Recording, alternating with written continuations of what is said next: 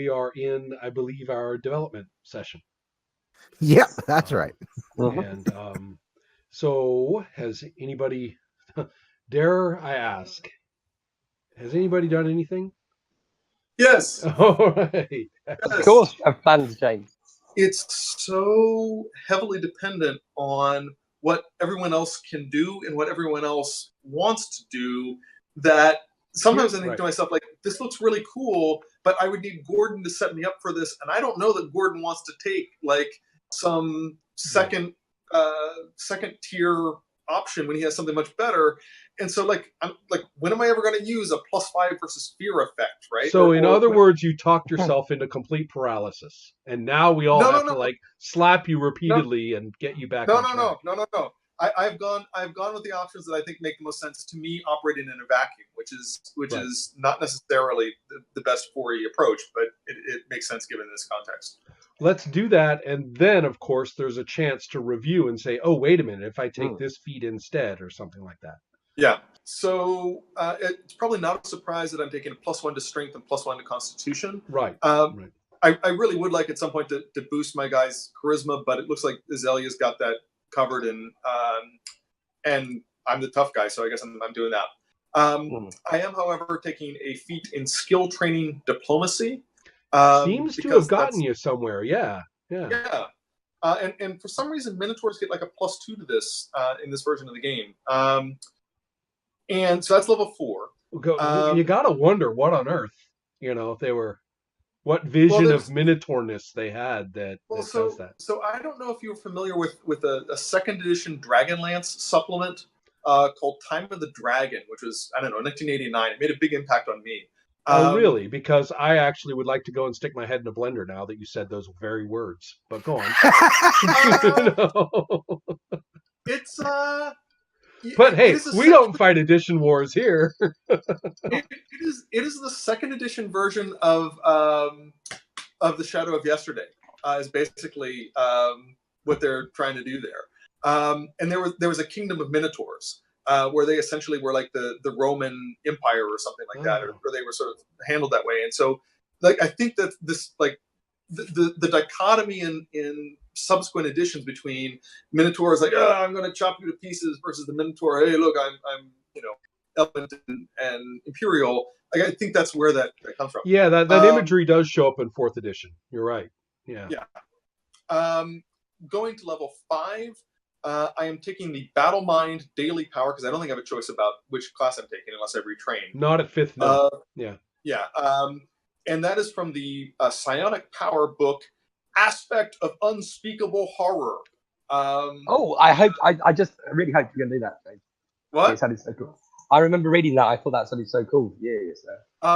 The only issue there is that it gives a +5 to intimidate checks, which may cross into Azalea's repertoire a little bit. I would say let's not worry about nichiness. There's only 3 of you. I mean, if you overlap, that just makes the niche stronger, as far as I'm concerned. At level 6, I am taking Bloodied Ferocity, which is a variation on one of my Minotaur class abilities, where I get to, the minute I get bloodied, I can interrupt somebody with a basic attack. And then I'm taking the Barbarian Utility Power, which Combat Surge, which lets me re-roll either Barbarian attacks or maybe all attacks. I can't remember what it is, but it's one of those things where I've missed often enough when I was really a re-roll here and there is going to serve you real nicely. Are you familiar with the Avenger class from the Divine group? No, I'm not. The Avengers are they're heinous, and they have a class ability involving roll twice, take the best kind of stuff in specific ways. They are just, first of all, they're bonkers. They like name their foe. You are the one the gods have said must die. And they're like after that guy in a variety of different ways. And of course, after that one's waxed, you can only have one at a time.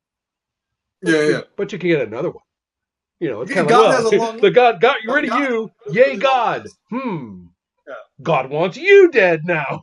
It's like, you fucking psycho. But it's funny how much God's enemies align with mine. Yeah. and then at level 7, I'm gaining a Battle Mind at will daily power, Ghost in the Steel, and I can't quite remember exactly what that is, but it's something like if I augment. I know that if I augment it at least 2 points, I think I cause the enemy to strike themselves with a basic attack somehow. Right. There's a couple of other things kind of like that, but that's right I like now. So the idea of having that be like super anime surrealistic, so you actually see the sword come down and then you like change the camera angle and it's like stuck in him, you know. Yeah. So it's not like he Yeah. hit himself, it's just like reality totally warped, and then he's like, whoa, you know. Yeah.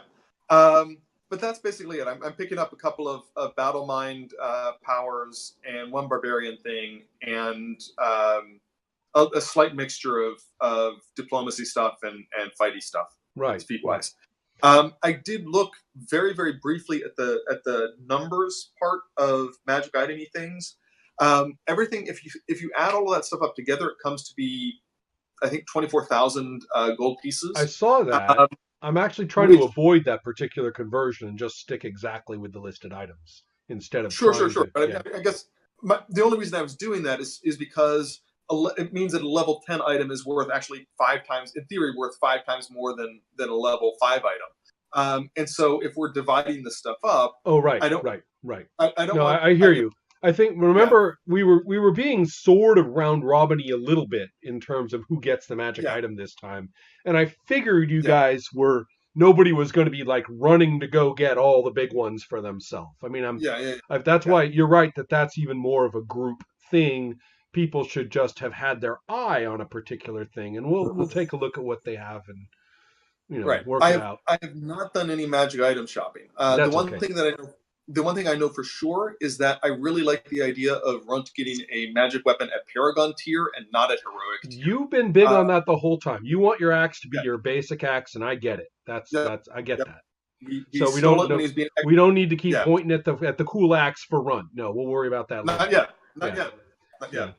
I totally get it. And the other thing I was going to talk about, maybe before we go on, were some thoughts on the events of play so far. Sure. One is that I still have been a shitty GM about the Grandmaster training. You guys should have got all the collective power at 3rd level, and you get another one at 7th. So keep that in mind. I'm going to bestow that upon you, you know. Okay. So what does that mean? You actually get an item power. Okay. It's an added power. It doesn't replace anything. You just get it. It's like a boon that doesn't go away or is maybe replaced by the next one, which in this case I won't do. But yeah, I mean, it's really just a way of saying that if you have a little more grounding in the setting and the GM plays a consistent NPC about it, then everybody just has more power. Mm-hmm. That's really the mechanics and imagine justification. Okay. But with that in mind, so there's the Gzek issue. You know, Gzek is with you and very occasionally comments on things, and you know, sort of is sort of a weird mystic presence for all of you. And then there's and his personality is affected or is defined by the way you guys handled that first level that we did. Then there's the events of Our Land. I may have gone a little too kumbaya. I mean, you guys did fail the crystal roll, but you know, in many ways, what that meant was that you didn't get, you know, the crystal secrets. You didn't get the, you know, you didn't get to communicate with it. But the idea that there could be further negative effects involved, that the Our Land as the sort of new crystal-minded entity, with its symbiosis with nature, which is all very nice, but that doesn't necessarily mean that it's well disposed toward you particularly, or that you could have treated that. You know, who knows, right? Who knows? There's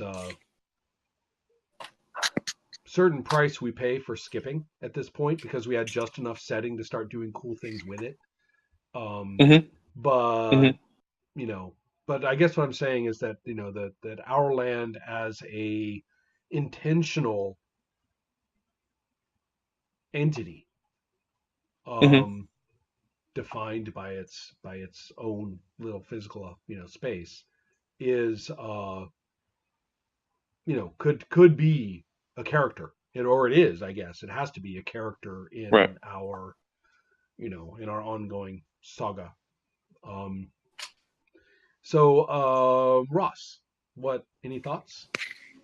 Well, I did like the idea that maybe we could have opened up the monastery on the corner of our land, and because I couldn't think of any three better people to be running a monastery than us. So Right. Right. Well, the idea that you guys actually could have worked out something so that you get to keep that spot, and that now it's kind of a headquarters for you, with the crystal entity being or the our land entity or identity Mhm. being, well, troublesome.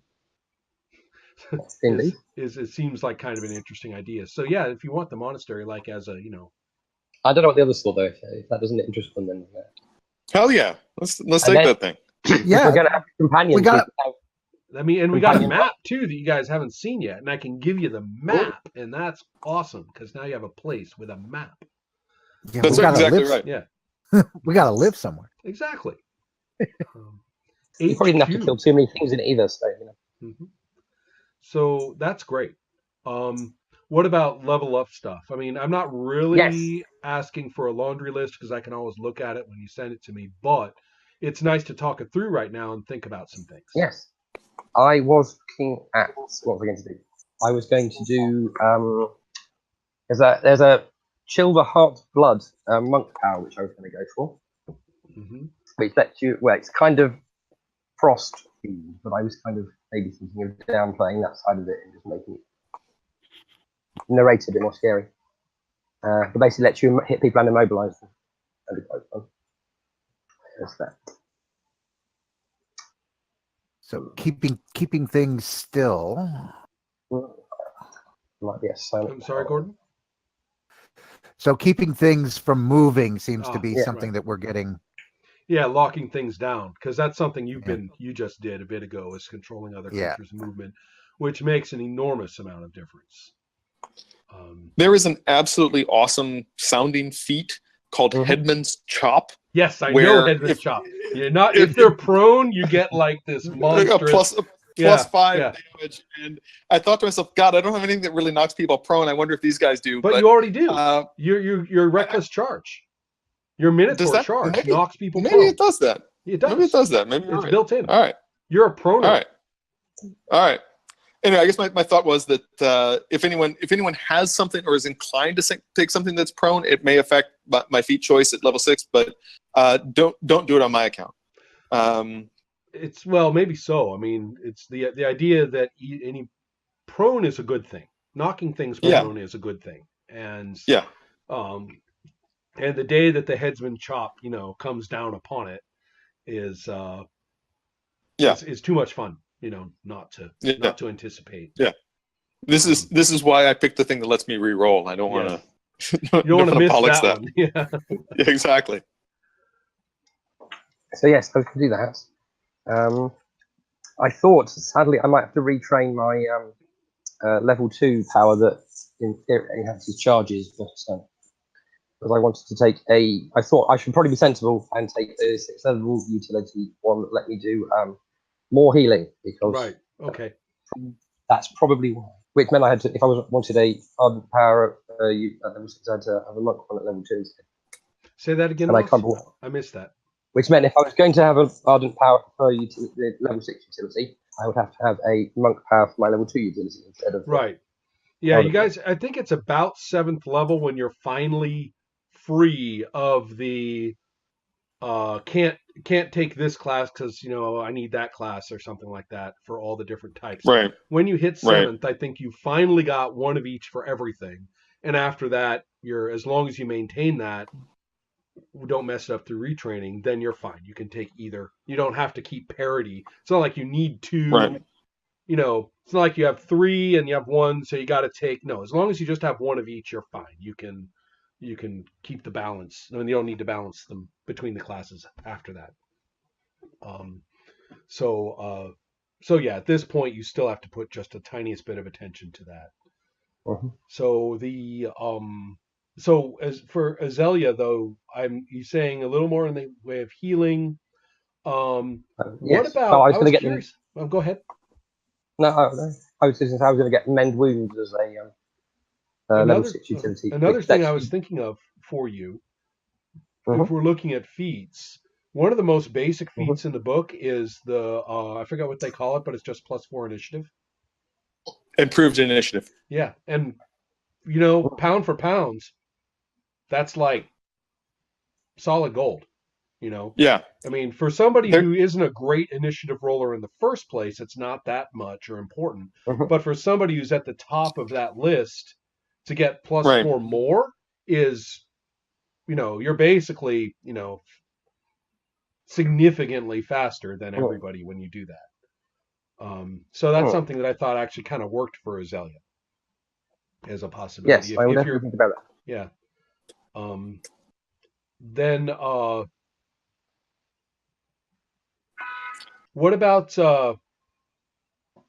did you decide to go with more monk encounter stuff, or did you decide to go with more ardent stuff? I was thinking of I hadn't really decided. Level 7 was proving a bit tricky to pick one. Come back to me in a minute and I might have a better answer. Yeah. Let me pop up a thing or two along those lines. Because I don't know if you have looked over the Paragon stuff in Psionic Power. Yes. But it is just mind-blowing. Those are the coolest fucking builds and concepts, with the Anarchic Adept, the Catalyst, the Siphon, and then from the basic third player's handbook, you also have some pretty cool stuff too, like the Stygian Adept and stuff like that. But yeah, I mean, there's some pretty. The Ardent becomes a vastly more color focused character at Paragon. Yes, remarkably so, in fact.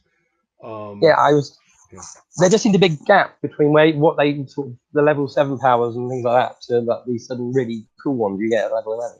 Right. No, that's true enough. I mean, you're still just a hero. You're not. No, I was thinking things. I'll try this out, but there weren't any like good tier ones, for example, which would be like, let's try that out and see if it fits. If being a Stygian Adept fits well, sort of thing, in terms of doing things in play that make it contentable. But there aren't really many sort of fair ones. I don't think it matters the lower levels and things that much. At 7, no, it's just in terms of the flavor. Yeah, no, I understand. I mean, I think there are a couple though. I mean, aren't there, like, especially in the hold on a second while I pull up this book. Aren't there like I was thinking more in the utilities and stuff like that. You get things that are pretty distinctive. I mean, the different options are very different from one another. They're not just this kind of devastating attack versus that kind of devastating attack like the daily powers can be. So if you're looking at ardent,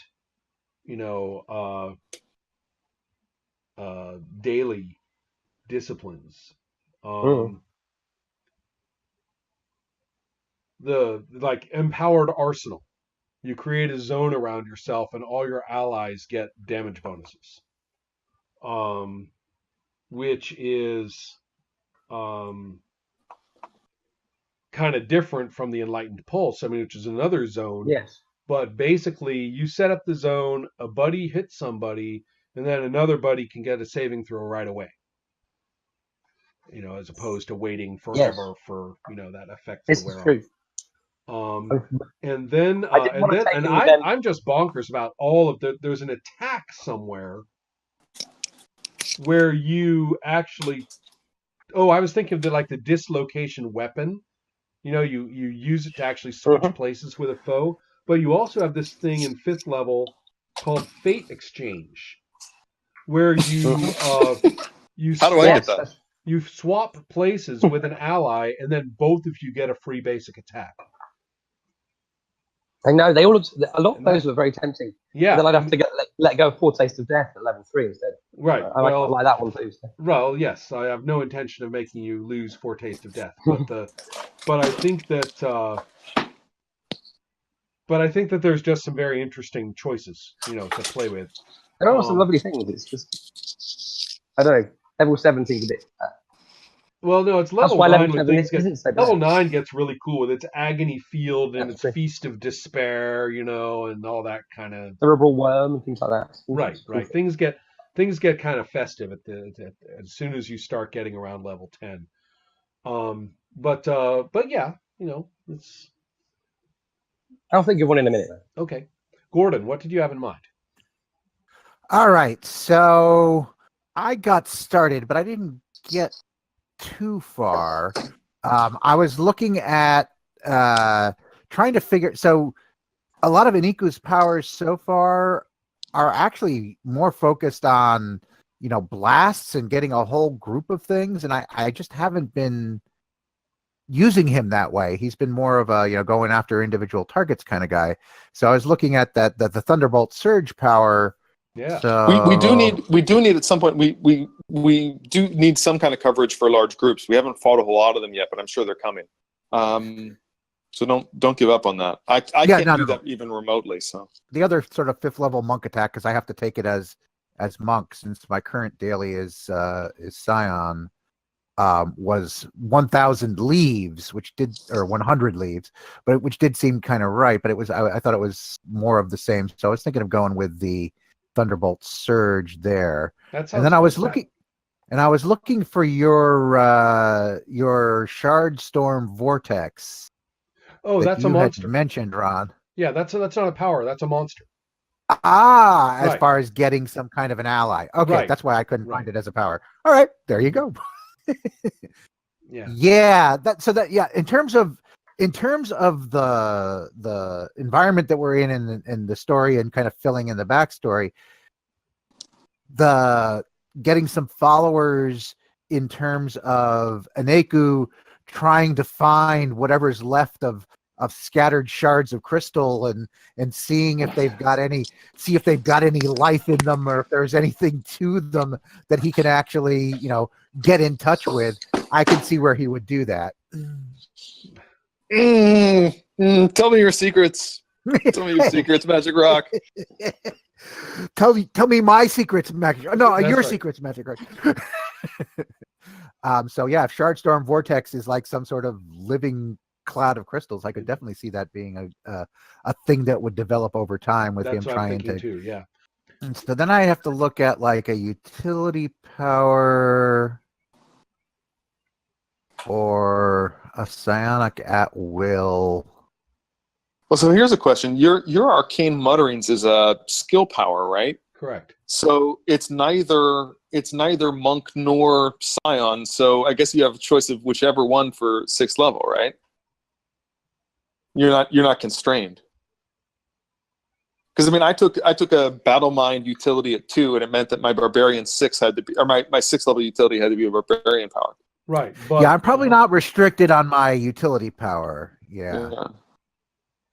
But that's true. How am I going to put this? The rule is that you can't like, for example, if you have one utility, or one daily, let's take something easy, one daily attack in one class, you can't take another one in that class before you take the other class. But it seems as though the encounter powers, or the skill powers, are kind of blanks for that purpose. Yeah. So whichever one I take at 6, that probably means I have to take a different one the next time, but that's okay. Well, it depends. You can retrain that if you need to. Once you have one of each, you're fine. Yeah, but I wouldn't have one of each because I'd have one blank and So so exactly. yeah, So that- when you got to the next one where you pick that category, either you take another skill power if you wanted, or you would take the other class. You just can't go Yeah, to the or- class you already have. Gotcha. Yeah, I think I understand how that would work. And yeah, so right now it's not terribly restricting. And yeah, like James said, I could also, if I wanted to switch, I could retrain into the other ones. So. Right. Yeah. Let me see. At some point, I was thinking of pointing him a little bit more in the Scion direction. So let me see what sort of 6th level Scion utilities are appealing. Also, I believe it's at 7th where you'll be making the choice whether you're going to get more at will powers. And if you do, then you, or is that 5th? But if I think it's 7th. It's 7th. Yeah. It's So 7th. if you do, if you go for the psionic class, then you're going to get more power points.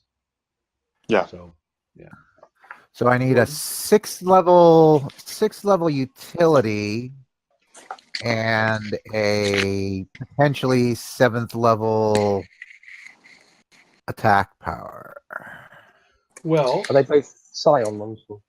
what the utility powers are defensive in this case, the level 6, the ones I'm looking at in the 3rd player's handbook. Right. You've got wow. You have some useful invisibility. This one actually seems a little more like you, Gordon. Steadfast stanchion. You become immune to forced movement until the end of your next turn. In addition, your allies are immune to forced movement while within 5 squares of you, which is not fucking around. That is a serious power. And Have we encountered anybody who pushes us around yet? let's say that I like that kind of thing. Okay. And Maybe also, you killed it quickly to notice. yeah, the so I mean, if we're talking about recommendations, that one definitely seems like it's in the right zone. Because it just seems stylistically, you seem to start being, you seem to have started down that kind of stylistic road of doing that kind of thing. Also, most resistant to forced movement are things like reduce it by 1 square, reduce it by 2 squares. For you to be utterly immune to forced movement to any degree is a very, very substantial ability. There's one of them. The color seems really cool. Whether the mechanics actually do a whole lot for us, I don't know. But it's called Intellect Prism, and essentially what it means is that you summon like this psychic prism thing that you like seem to like materializes somewhere in the battlefield, and then that becomes the point of origin for various attacks that you have. So it would be, and you can move it around, and you get like perception you like set up a little bonuses and stuff. vortex over there, and then you zap people from it instead of from where you So are. it'd be a way to do one of these things where if somebody's lurking behind cover, you poke this thing around and zap them that way. Right. Well, and especially with shaped consciousness, which lets you go over there and look too. Yeah. So let's see. It's a daily.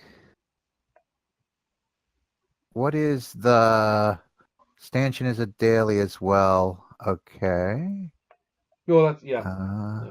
So those are some thoughts. They're kind of cool. And yeah, as far as I love all the little weird floaty zones and summon a this into the square and it can do this. There's a variety of powers like that. Most of the Shaper Scion stuff is like that, creating a thing in a spot that. You got an ectoplasmic servant as a psionic power supplement attack thing at level 7. And that name just sounds awesome. It has the keywords acid, augmentable, conjuration, implement, and psionic. And you get a minor attack action. A minor action attack. which is no small thing either, because you can make your regular attack and then your minor action can be this ectoplasmic servant with a burst attack. Yeah. Which is, kind of like a Except I little think walking explosion. Except I think that kills it, unless you augment it. Well, what's wrong with augmenting? You guys are now augmenters, in spades. And we'll now get a couple more power points. If I took that, I'd get what else are power points for? And it's not like they don't come back. Right. So, and then of course there's Ego Whip. Seventh level for Scions is just where things start getting, that's where things start getting very. There's like 9th level for Ardents. This is where things start getting personal. Matter dissipation. I know. It's all right. I really think Things to look forward to. I really think this is a treasure. The fluff text in the back is quite poor, especially compared to the divine stuff. But but my God, the paragons and the epics and stuff like that, and and every single power, the builds of the Shaper Scion, and some of the others are just really, really interesting. Did you guys see the Alienist and the Anathema for Scion? No. For the Paragon paths? I can barely follow my own options, let alone somebody else's. I of course, since they are my options, I did follow them. Yes. Yes, but did you take a look? I mean, like the Anathema is just like, you've got to be kidding me. That is, that's like the best villain in any module right there. So, and I get to be that guy. Sign me up. Jesus. Yeah. When you spend a healing surge and regain hit points, everybody adjacent to you takes psychic and necrotic damage equal to your charisma modifier. That's right. So, just sorry everybody, I gotta heal up. Fuck you. Yeah, because why? Because I'm an anathema. I just cause trouble, whatever I do. The universe didn't like it, but that's on you now. So fuck off. Yeah, it depends a lot on charisma though, and I don't know that that's a Niku's. No, stat. No, I didn't think that. I thought those were cool, but I didn't think they were actually fit. Right, I was just enthusing over them as what to do with a character one day. I mean, the idea of taking Anathema as the Paragon and then Demiurge as your epic path is it's begging to happen. It's like no. I've decided this universe sucks. I shall start working on my own, and that's why I'm an anathema. And guess what? When I'm a demiurge, it means it's working. Yeah. I'm going to say this as once you kind of think that you're putting together the powers, feats are, I think, so easy to get swamped by, but was anybody like swamped by them or wanted to maybe? No, what I found is that there tended to be about 4 in each book that I was at least tempted by. But then the more I thought about it, the more and more of them seemed situational and, not, look, if I'm going to spend a feat on it, like, let me do that later on in my career rather than early on. The general feats are actually not bad. I mean, it's really a bad idea to overlook the basic ones in order for the little spiffy, iffy one. Yeah. Yeah. The one thing that I if you don't know what to take, there are a couple of these things that just had like a +2 to your will or a +2 to your fortitude or something like that. Always good. That's a pretty solid. Yeah. I completely agree. Yeah. It's not flashy, but you're not gonna regret it. You're gonna thank that in due time. Especially the way that I've got a lot of frustration with the perfect scaling of foe to character, on the way up. That's, to me, it's almost too smooth. But but when it comes to things like that, what you just said, that's the kind of thing that can give a given character a distinctive edge in exactly those terms.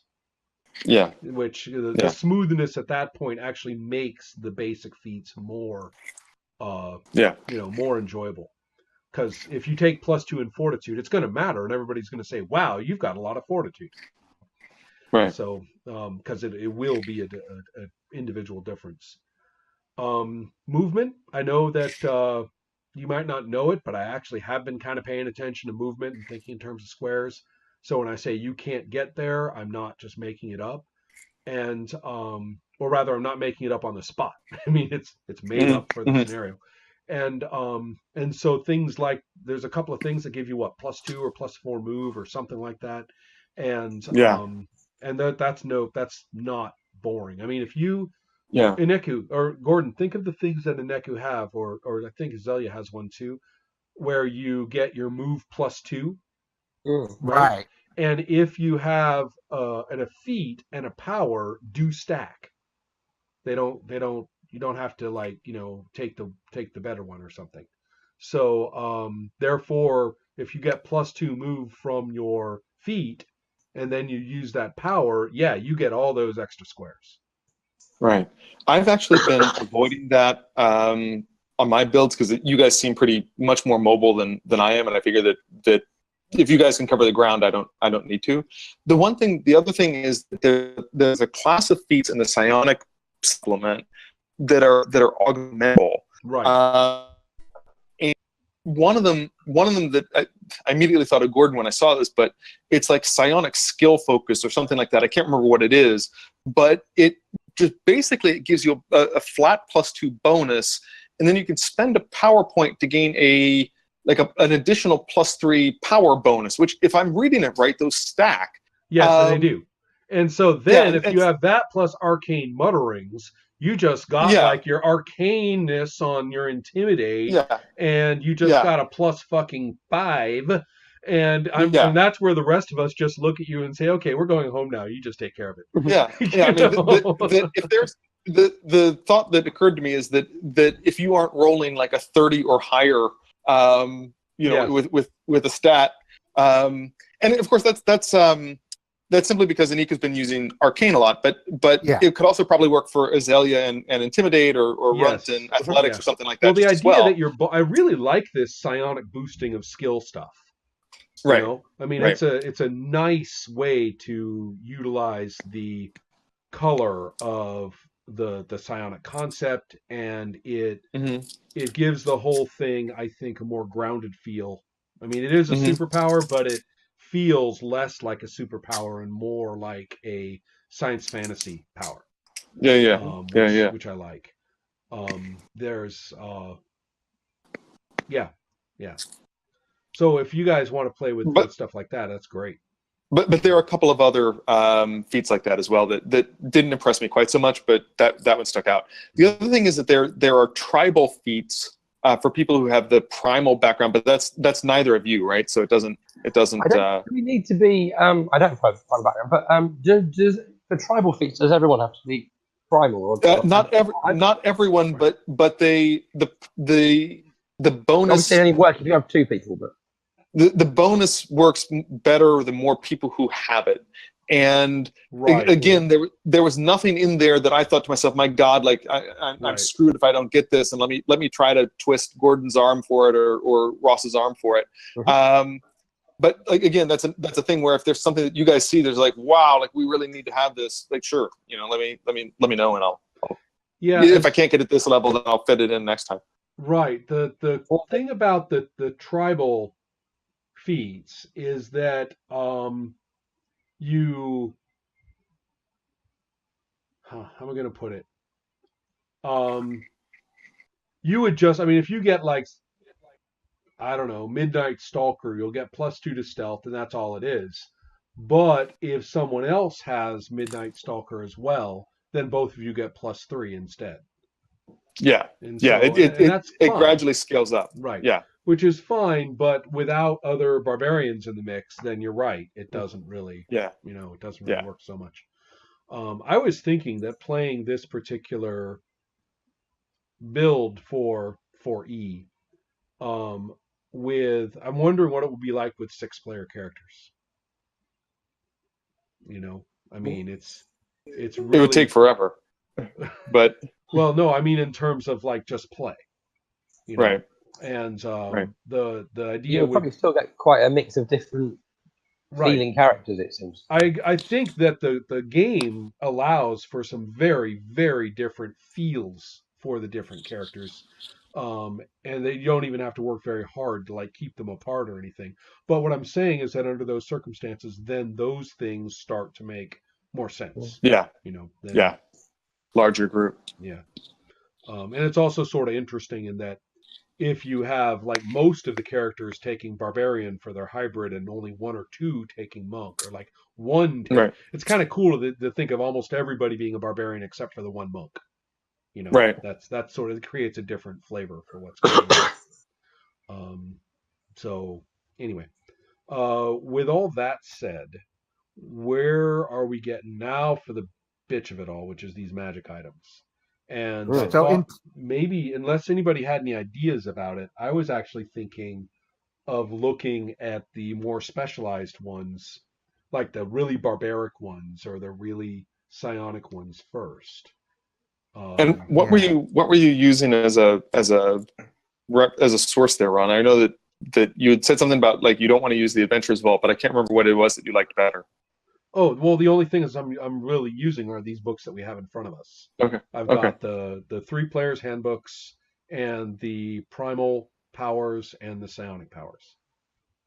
Mhm. And Okay. So on feats, one thing just wanted to I'm wondering about the skill training.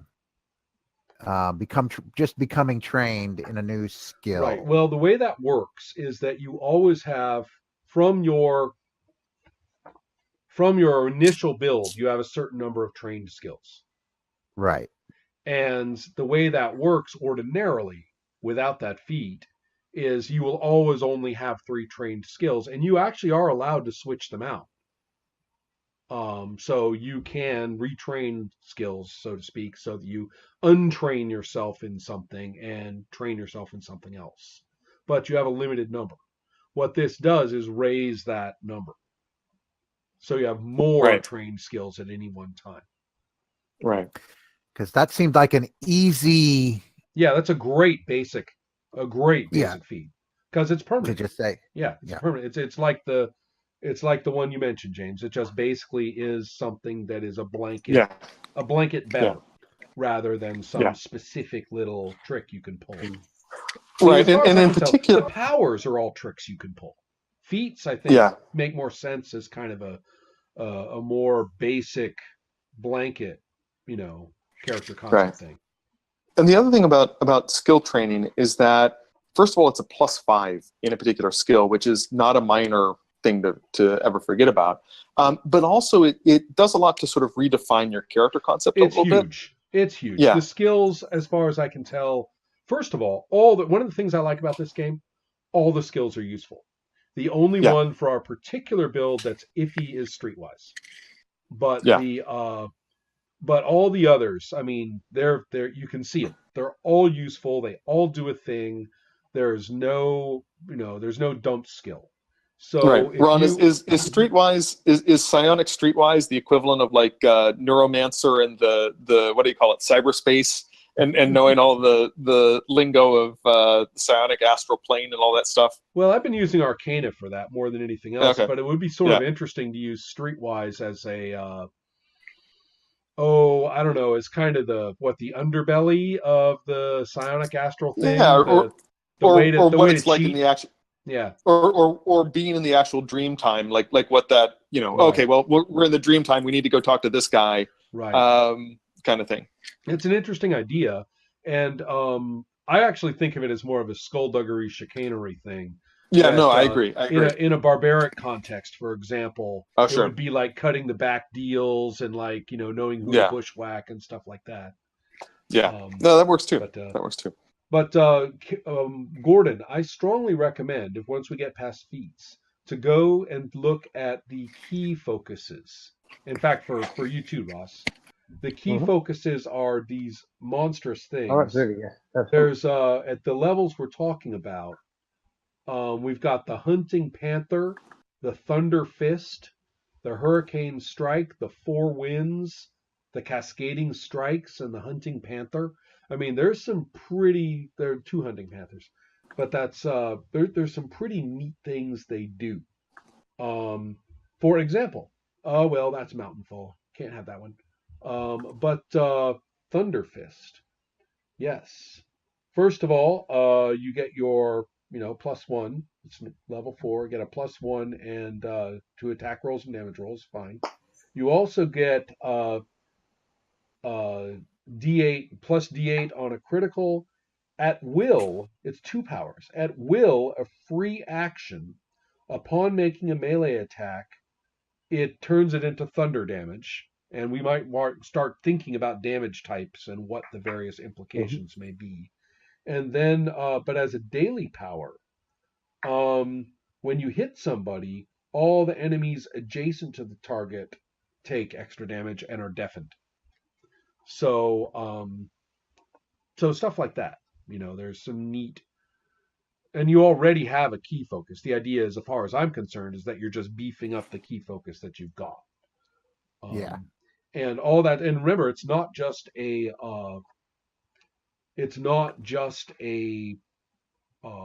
basic melee attack. It's any melee attack. And I'm reading this to be actually very generous because it's not just. I'll have to look at the hybrid rules. But I think that nothing keeps that from affecting your other melee attacks. If you have. I think. Yeah. Yes, except you have to be using an implement, a weapon that is also an implement for a monk. Right. So that's too bad. Which is why I have a spear rather than a long spear Right. or a. Right, exactly. But the idea being, you can't make a battle mind melee attack. It has to be a monk melee attack, I think. Or maybe not. I mean, if it's with the right implement, then maybe it's just any melee attack. In which case, it'd be kind of cool to make an ardent melee attack and then make it a Thunder Fist hit or whatever other key focus nastiness you want.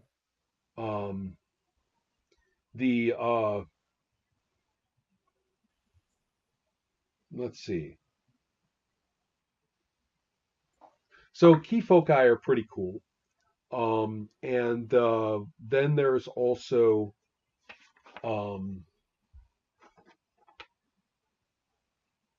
there's also superior key foci. Right, but that's a matter of money, and you guys have money. If you want to buy up your key foci so that it is mighty, which gives it an empowered critical, that's D10 extra damage on a critical. And it is unerring, which means that you will get an attack. If you're attacking reflex, then you get a +1. But that does need a feat because you need to take the superior implement to get one. Right, you have to get a feat to do that. So many choices. So that's an Is anyone skilled in nature? No. Okay. That's a ritual skill in the second player's handbook. Yes, Ignoring... lots and lots of rituals are empowered by nature, and there's some pretty good rituals. What kind of interests me is if Ineku wanted to become nature guy as well as arcana guy. That would be very interesting thing. Or Runt could. I mean, any of you really. I could in theory swing that. I've got a bonus to nature because I'm a minotaur, I think. And instead of diplomacy, it would also make sense given the weird mystical tree thing that I could do nature instead of diplomacy. Right. And I'd be and I've got a decent wisdom. So I don't know. It wouldn't be a bad choice. The question is whether or not how deeply we want to go into the ritual shit. Well, I love the ritual shit, and I've been pushing for it from the beginning, and I am all about it.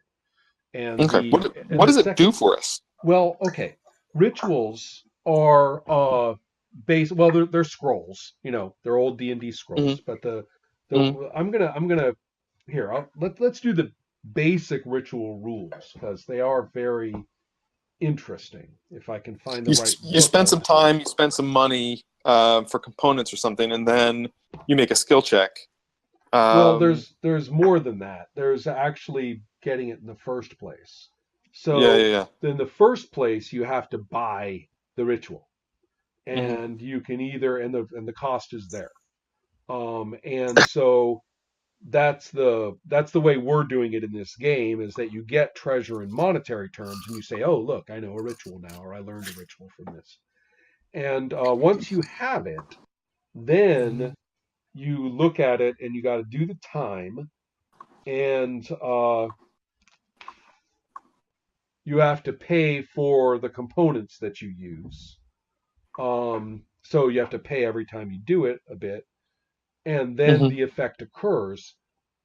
But for they're based on several different skills, but the main ones are nature and Arcana and and religion. Yeah.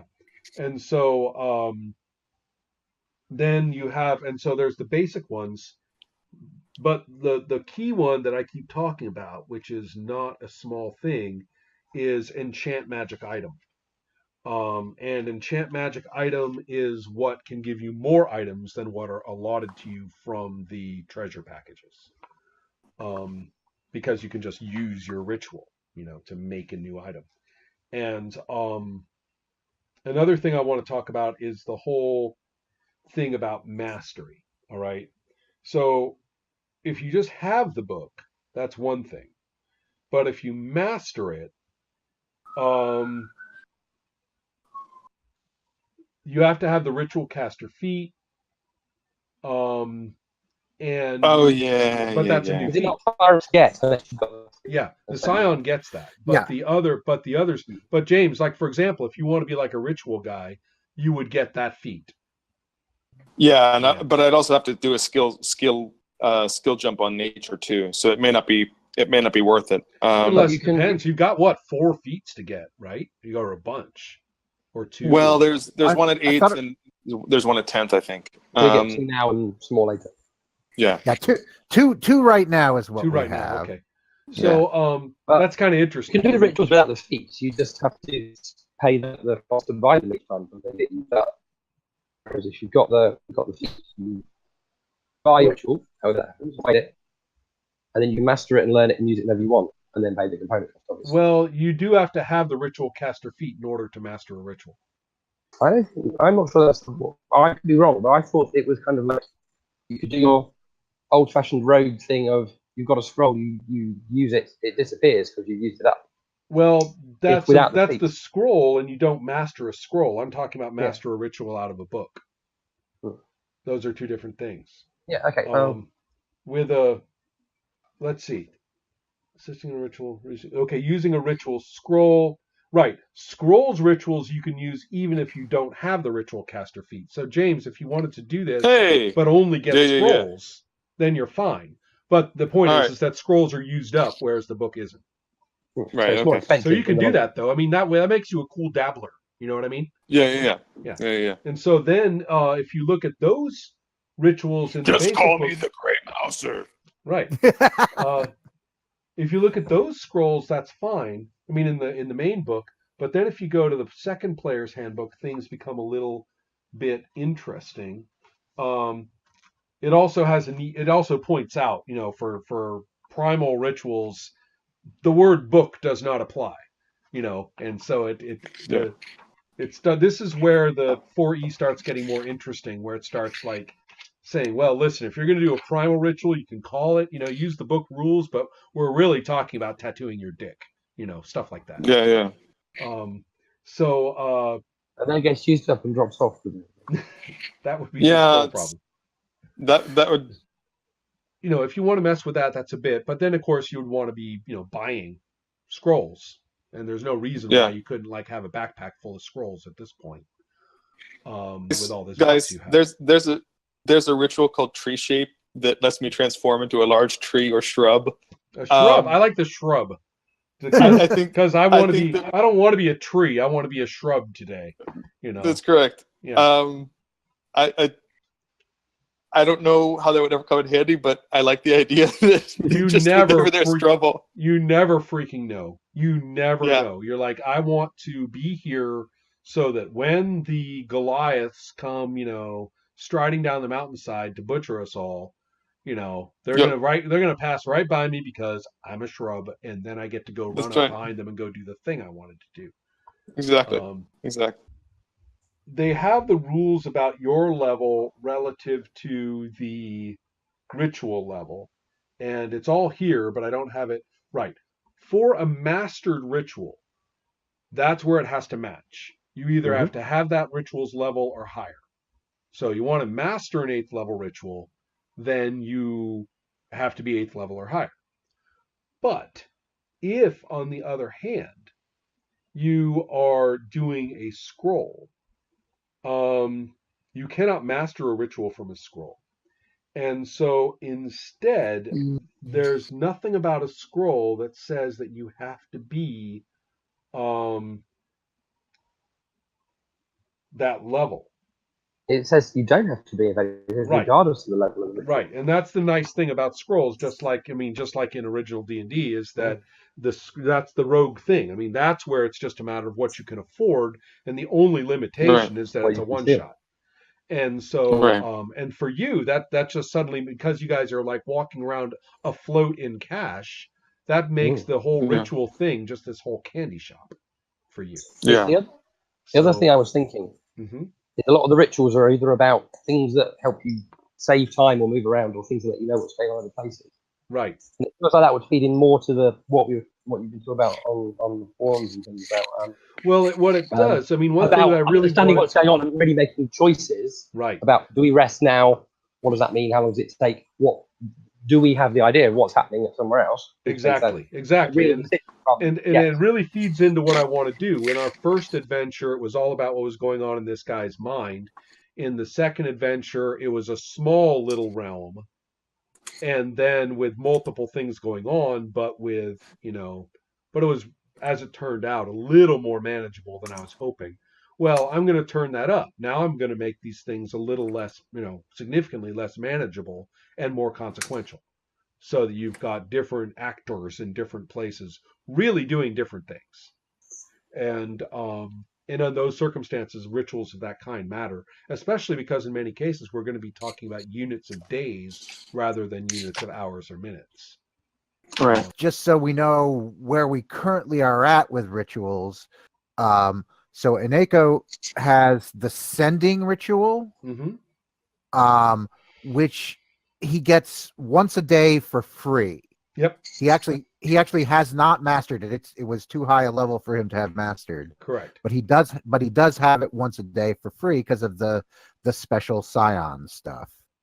And he also, it has never come up. He also has the Tensor's floating disk that would cost him 10 gold pieces. Right. Brother, you got to use that. You totally do.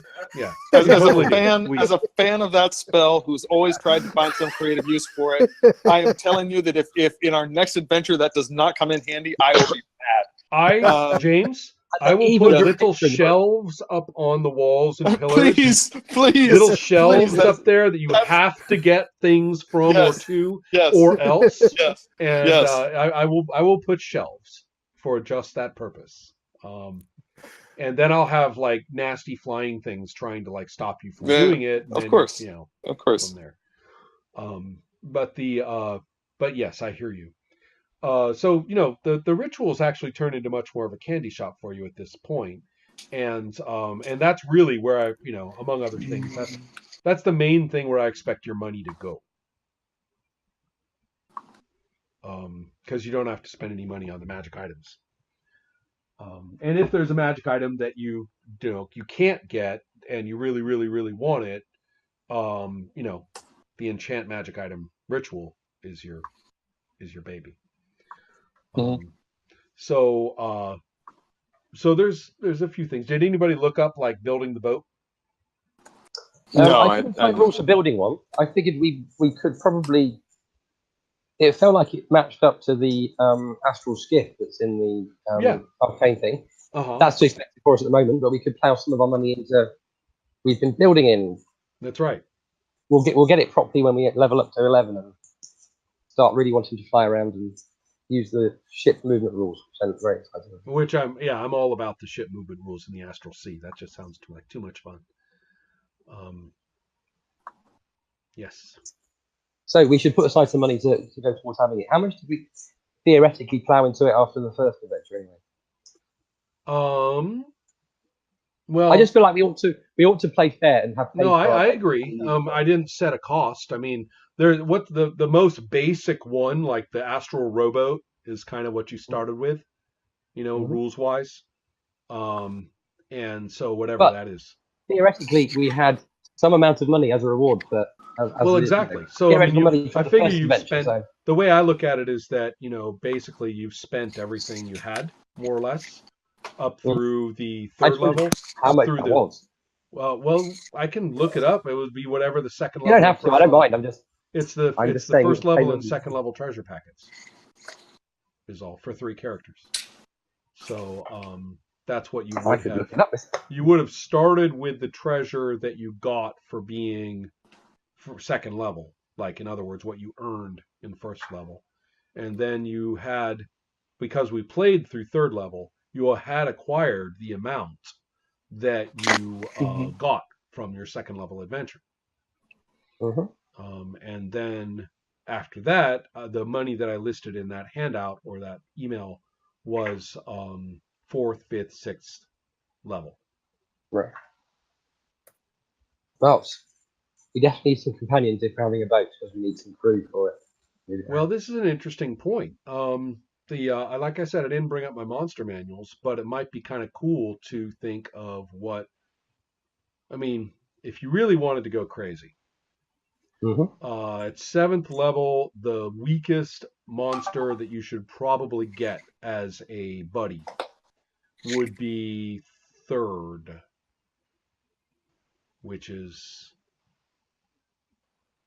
What are we giving up option wise in order to do that? Is that worth a feat? Is that worth a power? This is something I'm adding. This is something I'm adding because you do have the rules for gaining buddies, and they aren't resource limited. Okay. So therefore I'm kind of saying, well, let's formalize, the kind of power that you've got. It's the DM's guide, the second DM's guide, I think, has some pretty good rules for how to play them and things like that. Okay. And, so guys, I think I want to change my concept around a little bit. I was thinking about the diplomacy thing. I think what I'm going to do instead is I'm going to ride that mystical thing that I had. I'm going to skill focus on nature instead. Probably do the little bit of the ritual stuff, and then I'm going to turn that little tree man into my butler / mystical familiar Stumpy. Right. Yes, who I'm going to have as my. He doesn't have to fight. I don't care what his actual stats are. I just like the idea of there being this little goblin-y tree man who if you just follows want the me around. One of him, that's fine. In which case, I mean, we'll find somebody at 7th level, which is actually pretty fucking tough. You could get him like at 3rd level, and then get 4 4th level minions, which is kind of interesting. So that adds up to 7th level, splitting the 4th level thing into 4 minions. So you can actually have a little more of a sort of little forest band if you wanted to. Right. Bearing in mind that some of the monster builds are more like objects too. Like the Shardstorm is more like an object. Vortex is more like an object than a creature. And it's kind of interesting to say, that I've got this. I mean, you could say I want this creature, and it is easily conceived as an object or a force rather than something that walks and talks. Sure. So there's lots of room there. But yeah, James, that sounds like a great idea in terms of what you want. But I'm just saying you can make it one big creature, or you can have it be a piece of more of a nuanced set of forest guys. Let me look up what a treant is in this version of the game. I think a treant's actually fairly substantial, but there are other things that are plant guys. Okay. Yeah, if you wanted a treant shrub, there are theoretical rules in the DMG too. So lower them down. Or raise you can level down. They do say that leveling. Then it gets really confusing. Right. Well, I've done it a little bit, and it is confusing. But if you get the basic idea is that if you do that a couple levels up or a couple levels down, it works really well. But after that, the modifications kind of break down, and you basically screw the creature up. So then what you should do is find another creature and skin it to the special effect you want, and then you're fine. Change the keywords. I mean, it's actually kind of interesting.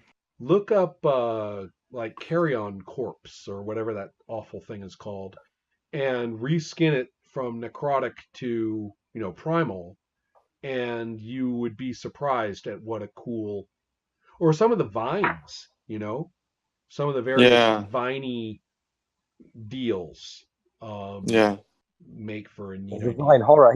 He's level 5.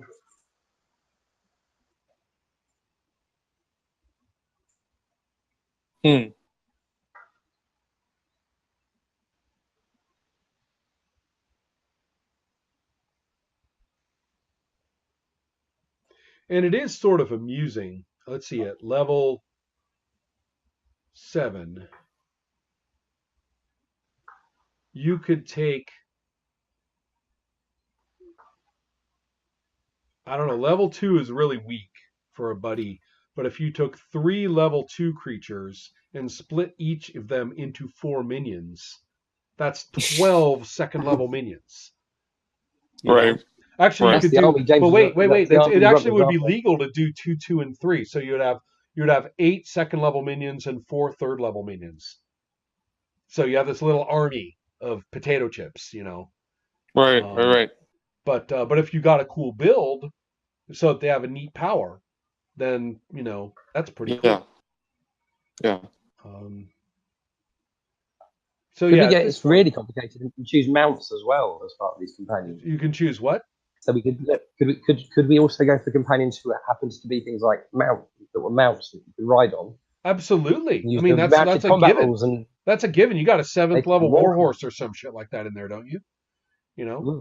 Or I mean, in the mount, all kinds of things which are mounts. I don't think you're up for a Pegasus or a Manticore yet, but the thought of the Manticore mount at 10th level is no small. I mean, I'm not. I make Paragon level. You're going to see me sitting on a Manticore. I can tell you that much right now. Yeah. I was quite tempted by a Pteranodon. Yeah, and that's perfect. I would suggest it. In fact, that's actually it's very Azalea to be riding a Pteranodon, if you ask me. I don't know. It felt a little bit like getting a flying mount was a bit cheating, but. What? All these extra powers to fly around the place. What? Ride the fucking Pteranodon. What's wrong with you? That's the most awesome thing ever. The only cooler thing than a Pteranodon is shooting it with a nuclear arrow like they did in Panther's Rage. Indeed.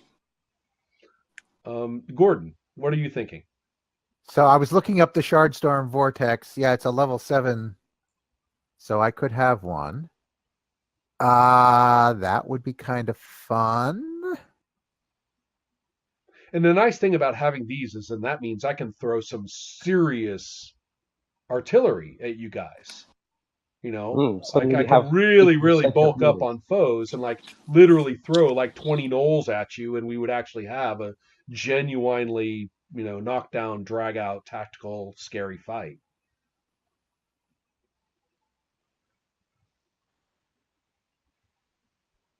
Just be aware of the fact that may take a while to resolve. But this game is, in my opinion, is surprisingly easy to run from this side of the screen.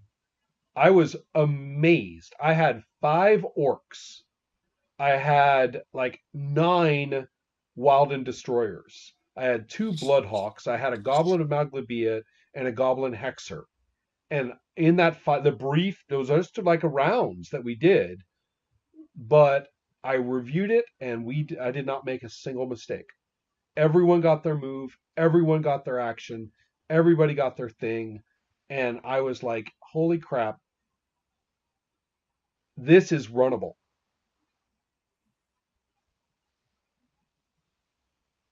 Yeah, and if we find it's not, we'll learn. Yeah. But or we'll die. Yeah, Well, well, that too. 20 gnolls, and there's like 10 different kinds of gnoll, and each one is nastier than the last. If 20 gnolls of 5 kinds, so 4 of each kind of these 5 kinds, um, would make for an extremely colorful fight, and you only roll initiative for each type of them. So, I wouldn't have to roll initiative for 20 characters. Um, it's it's conceivable. I should have to think what psychedelic skin you would put on them. That'd be The gnolls terrifying. in and of themselves are pretty, Mm. yeah, they're pretty wicked. But you're right. I mean, it's just like it's. I realized that 7th level characters is really a cornucopia of creativity for me. I can go absolutely hog wild on what on earth it is that you're looking at, and have rules that can do it. Right. I do think that 4th edition really nails the idea of, particularly the heroic tier, of here are like a whole bunch of humanoids that in earlier editions you'd have like fight 10 goblins, and it would be 10 identical goblins that you just sort of that is not tactically interesting. Whereas here, there are 10 different types of goblins, and they're all not, of whom they're not pushovers. They're kind of interesting. No. Yeah. They did a really good job with that. I agree. Have you seen the Bullywugs? No, but I think it's the third one of the Monster Manuals, either second or third, took a special interest in low level foes and said we are going to make first, second, and third level fucking fantastic. We are going to have all kinds of interesting monsters. We're going to have all kinds of different tactics within each kind. The poison scales, the poison scale lizardmen are fantastic. Really, really, different kinds of things they do, and the possible personalities kind of jump out at you. Mm-hmm. Oh man, guys, an Otyug is 7th level. Oh, in case you wanted like some sort of giant sarlacc pit full of it's shit your portable and carrion. It's your porta potty, man. Yeah. No, I was quite fancying something slightly less way out there and just getting taking one of the wild or whatever we were calling them. I forget who's on as a acolyte monk that we were trying to figure out. Right. And they're probably in monk robes, but maybe they've got thorns sticking through and stuff like that. Right. Which isn't quite as exciting as a dinosaur, but I like the Pteranodon. It's pretty irresistible, if you ask me. Obviously, it's got a better name as well. It's a skin-winged behemoth. Mm-hmm. Well, Tyrannosaur's a bad name. But... Would people be outrageously disappointed if I were to take the psionics skill focus in Arcana, but then retrain so that Arcana isn't absolutely so instead of being at 15 with a possible boost to 20? But I don't think you can keep the powers. Gordon, keep it high. Keep it high. What's the alternative though? All it means is that I get to have deeper and deeper secrets in the story, and there's nothing wrong with that. I mean, it just means that the various insights become more arcane, and if I do say so myself, I'm kind of good at that. So, I mean, I say don't try and take it easy. This is not a game for taking it easy. If you can find a and the skill check's supposed to go up with level as well to some extent. Yeah, I mean, you're going to be. I mean, a hard roll at second and third level is 20. A hard roll at 7th level is considerably higher. Yeah. So you're going to want that. What's your alternative though, Gordon? What are you looking for? I was just thinking of rather than I move something to religion, or since you already went with nature, I'd move to religion, and then I'd have a 13 in a religion and a 12 in Arcana or something like that. So I'd have a little bit more widely spread, and I think some of the rituals are religious based, and so. But I'm also not. Either way, I mean, I like the idea of the character. Yeah. I mean, at 7th level, you'd think Iniku might have been rounding out a little bit. Yeah, that's a possibility. So, but that's up to you. Although Yeah, 'cause- I was thinking of getting Azalea trained in religion as well. So Right. Well, that actually was, I was if sort we of anticipating that. And I think it's a good yeah. idea, especially because it'll be kind of fun to mix and match nature, arcana, and religion. That Venn diagram, I think I should start drawing it so that there are things you can only find out where they overlap and things that you can find out where they don't overlap. Actually have pockets of information that are set up in that Venn diagram, and then that makes a big difference in terms of what you do and don't succeed in finding out. That was actually, and then we put the whole I'm giving away psionic my skin over the top ideas, of but it too. that was one of the techniques I was planning on using for sure. Well, let's see. I've got a 2 bonus in Arcana from being a shard mind. Does the psionic training bonus stack with that? I would assume it probably does. Yeah, it does, because it's a racial feature and a skill Yeah. ability. There's a So- bit of an odd overlap where some racial features are powers, but some of them aren't. Right. When you got to look out, because powers are powers no matter where they come from, and they Right. won't stack. Yeah, that's okay. This is just so yeah, okay. I'll start with the base 15 in Arcana. I'll live with that. And then I can boost it another 3. Yeah. Yeah. So if I augment it, it'll be 3 more. Yeah, it's a little strange in the chart for that feat. It says spend an augment point to boost 2 plus 3, but that's not the way they say it in the description of the feat. And frankly, spending an augment point to get another +1 doesn't make sense. So No, it doesn't. It doesn't. Yeah, I think the capsule summary, I think, has to be sort of taken as a capsule summary rather than the real Yeah. thing. Yep, Well, I agree. I agree. Okay, good enough. Even with it equaling +5, it only makes sense to take it if you've already got skill training in it, because that's a +5 all the time. So it would make no sense. Yeah. No, he's already trained in Arcana. So to have the numbers he had without being trained in it would have been really weird. Yeah, I was like, that's enough of that, Gordon. We know you're trained in Arcane. It's not, not exactly a mystery. Exactly. This is why you will pass the audition to be the abbot of the monastery. I got the idea that when you did arcane mutterings, that it would be lettered in some completely incomprehensible script. Did you ever read Alred and Milligan's Ecstatics, Ron? No, I haven't.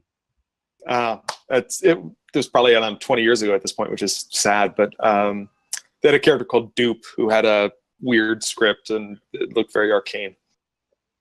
As a monk, Ineku just needs to be a little bit more athletic than he has been. I'll go ahead and get that trained, so it's not quite as crazy. I think at this point we're all trained in athletics. Yeah, it's just I think in our adventure within Kazek's mind, that ended up embarrassing him more than once. I helped with that. Yeah. So those really low athletic rolls, and I think that's a good rounding out for him. That'll work. So I'm trying to check off things, and that checks off my feats then. Thinking about skills and things to spend money on.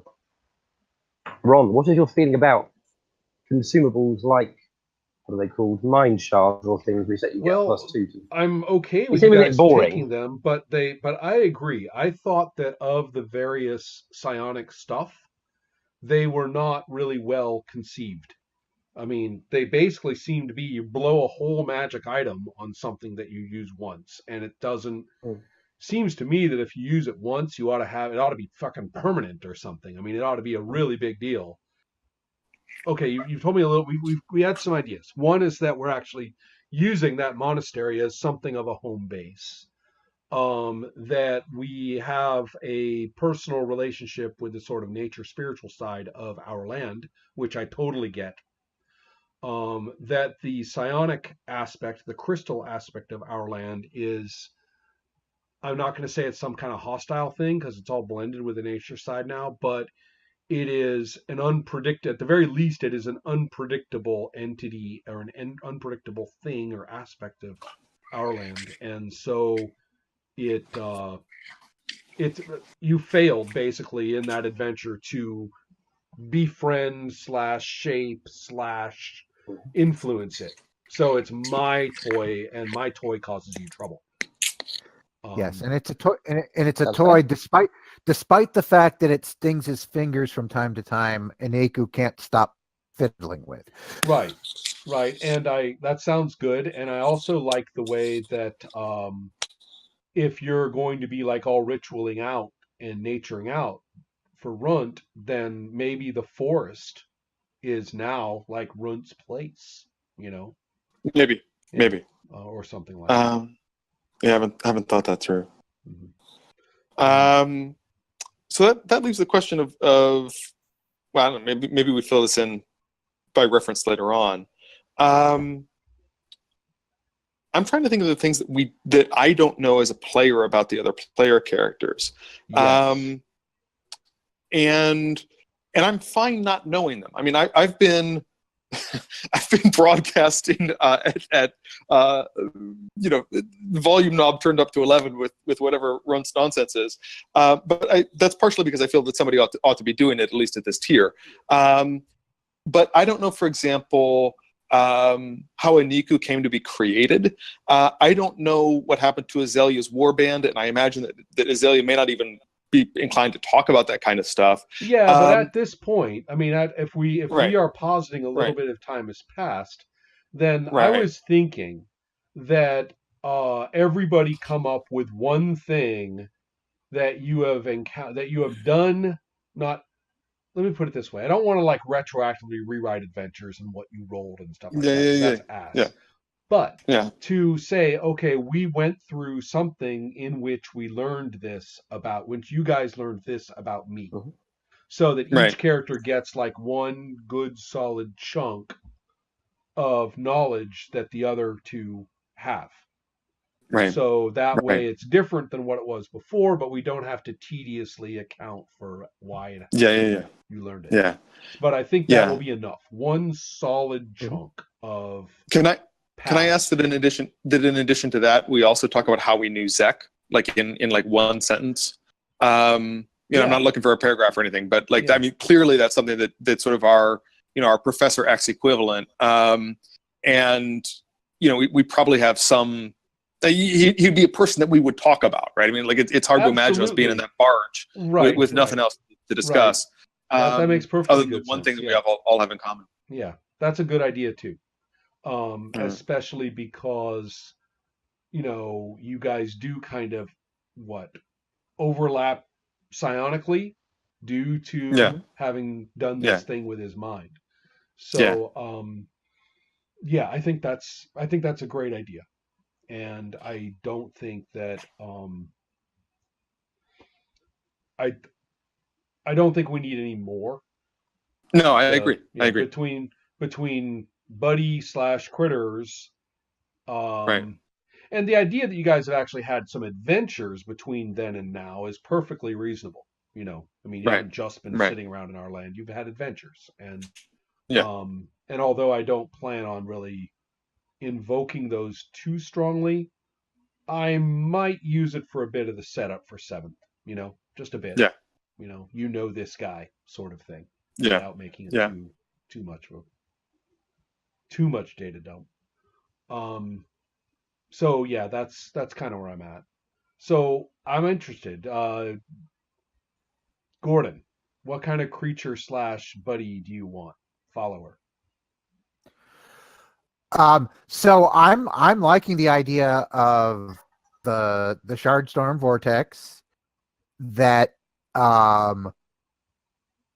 he, in some ways, maybe he's sort of assembled it from crystals that have been found across the land, and it could be the result of your intense, your attempt to connect psionically. Exactly. all that kind of Exactly. stuff. Perfectly good thing. Yeah, and it may or may not. I mean, it is because I would expect that as it has that connection to the crystal that represents a failure, it has a chance of turning on me at some point. There's things it's not exactly reliable all the We can time. use the follower rules in that, and the best way to do that by using the follower rules is just at a failed roll. Like a failed Sure. attack Yeah. roll or whatever. Yeah. I'm not thinking this is necessarily likely or a big element in our play or anything, but just that's kind of the background Right. to it. It's Right. got a connection to this crystal thing that we haven't really quite figured out, and that's both an opportunity in Eneku's mind and a problem probably for everybody. So Ross, what about you? Sorry. The skin wing behemoth is too tempting to pass up. So clearly we must have found an egg. Yeah, absolutely. And Yeah. hatched it. Yeah. And it was so cute, or was until it became 10-foot wingspan. Exactly. Flying next to the monster. It's good, but I don't know. A long buried maternal instinct, but reserved entirely for excellent. beaks. So, and what about Runt? I'm definitely down with the idea of taking that whatever guy I said was going to be my valet as my valet. Oh, totally. Yeah, I'm with you. Yeah, I mean he's there, and he's also my little familiar druidic familiar guy. Right. I don't know mechanically how I want to represent that yet. I'm also open to the idea that as one of the things I really liked about 4th edition when it first came out is they had that warlord class, which I thought was an underutilized I completely niche. Agree. And granted that I'm not a warlord, I still like the idea of having some dudes to sort of boss around and take a few hits, other than Azalea and Eneku. But that means I need to figure out I need to figure out like some sort of level 5 soldier types or something like that in order to split into minions. To split into minions and run. I'd have to choose that out based on whatever hypothetical adventures we may have had. Feel free, and don't forget, you can always skin them exactly the way you want. I mean, if you want them to be tree spirits, or if you want them to be, muskrat people or something like that, you go right ahead. And so that's cool. So you've got a little bit of a candy store to play with for that purpose. Yeah. So it sounds like we've got at least a decent idea of what powers and feats we're at least considering. And I think it seems to be that we're in the process of sort of locking those down. We've also got a pretty good conceptual idea of what little buddies we want to take on our trip. It seems that Eneku and Runt at least are in the process of getting more ritualistic in terms of what they're doing. That still leaves us with the question of magic items, but that might be it sounds like there's a huge list of things there that we may need to pour over in greater detail. Yeah, we may not be able to. I'm almost tempted to say, there really aren't that many per level. There's 2 of each level except for the 2 highest ones. Yeah. In which case there's only 1 of those. And 5. Five. Yeah, and so you can it's not as though you're like, oh God, I got to pick 6 of these and then 4 from that level. Yeah. No, it's just a couple. And I say no, but there's a lot of different sources. You might want to sort of just go for. Yeah, there are a lot of sources. You might want to just go for, like a cool fave. That. Yeah. Almost no strategizing. Just that. Yeah. Look at that. I want that. Or someone should have this. The real question then becomes who gets what, of which level, and that becomes tricky. You have you have the list I gave you.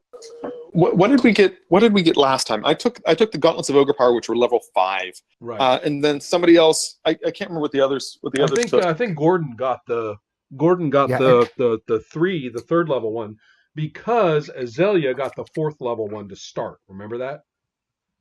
Yeah, I've got fourth level Yeah. one. Yeah, she Yeah, got the so- one, but she began play with that one at second level, and so because of that, she kind of gave up. Ross kind of gave up because you only get two magic.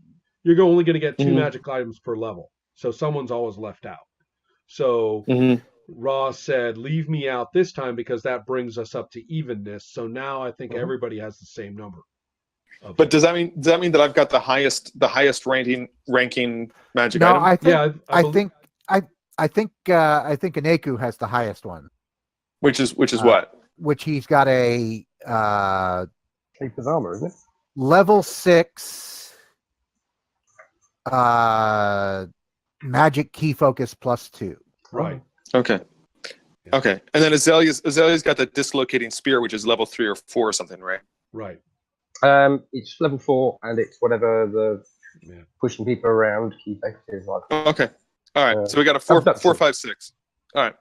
Okay. So Yeah, and I also have a lower level arm, so I have Right. two Never items mind the right lower now, level yeah. ones at this point. Everybody Yeah, else is kind yeah. of like caught up on that one. Yeah. So if Yeah. you okay. if you then just want to round robin it and say, you take the level with it. See, it's tricky. If we just assign the levels right now, then you might Yeah. miss something that you really, really, really want. But on the Yeah. other hand, it is the easiest way to go. Well, maybe it makes sense to work that out over email because Okay. it's the kind of thing that we want to be a little bit equitable about, but it also requires looking through. I mean, there are only a couple of source books, but there are probably 100 items in each source They book. are there's way yeah. too, you ask me, there's way too many. I mean, it's just like, Yeah. fuck, man. Yeah. Yeah. You can kind of see from a marketing perspective that flooding the Yeah. place with feats and items was part of their plan. But from my Yep. perspective, it's like, Yeah. if I ever write Yeah. if I ever write Barbaric Psychedelic up, you can bet it's going to have a somewhat leaner list of Yeah. feats and Yeah. items. So yeah, I try and refine the email that lists what levels items we've gotten, and yeah, maybe just resolve an email how to let people pick Yeah. from the list of what we've got. Mhm. So here I have found our list of items. Oh, somebody actually sent that around. I don't think if I got that, I didn't realize it. It wasn't the list Yeah. of items, it was the list of levels. It was the list of 1/5 level item, 1/6 level item. I can resend it out here. Yeah. Okay. No, I got that. Yeah. Yeah. 1, 5, Yeah. 1, 6, 2, 7. Right, it's pretty 2, 8, simple. 9, and yeah. 1, 2, 3, 4, 5, 6, 7, 8. Okay. Yeah. Somebody's going to get left out again, but that's how it is. Yeah, it was getting some. Having said how cool my key focus is, I've never actually managed to use it properly. So I know. What does it do? Is it something that when you have a key, the keyword is key, you get Right. to have a +1 on that or something? Right. It usually basically ramps up a given attack or gives secondary features onto a given attack. The whole point I is gotcha. that you're using an attack that relies on that implement. So, Okay. but so I have to do a basic melee attack to just use it data. Yeah, Like, that's the tricky go. thing for Azalea's key focus has the limitation that it can only be on basic attacks.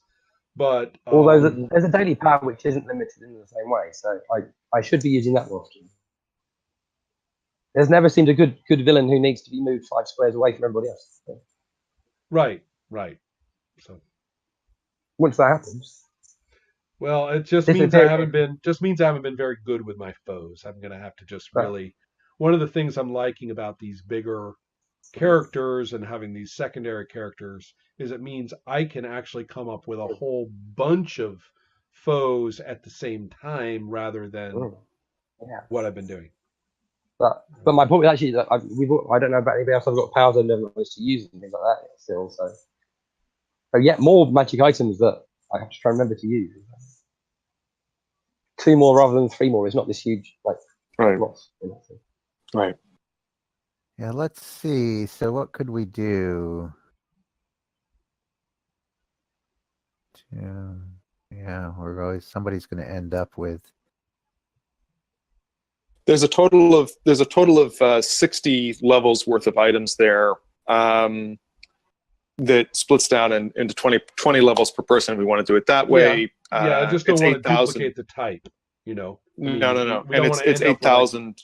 right. Yeah, it's 8,000 gold pieces if we want to do it that way. But there's no way to really get that to work out nicely due to the distribution. But we'll figure something out. It's not Right. it's not the end of the world. All right. Well, cool. Seems like we've kind of come to the end of the road Yeah. of where we're going right now, which is Mhm. fine. Let me quick mess with that.